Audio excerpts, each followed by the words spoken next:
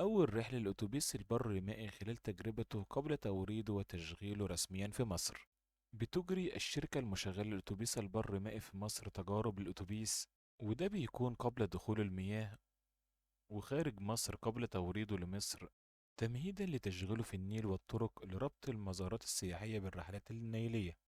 من المقرر تشغيل أول أتوبيس برمائي في مصر في مرحلته الأولى في مسار سياحي، واللي هو هيبدأ من أثر النبي إلى متحف الحضارات مرورا بالنيل في تجربة جديدة تعمل لأول مرة في مصر.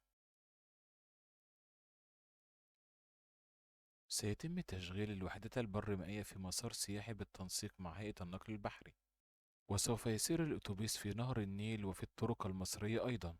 بيؤكد المسؤول أن تشغيل أتوبيس البرمائي في أسعار تبدأ من 100 جنيه ل 250 جنيه للمصريين، وبالنسبة للأجانب 25 دولار للأجانب، وسيتم تكرار التجربة في الأقصر وأسوان في المرحلة الثانية.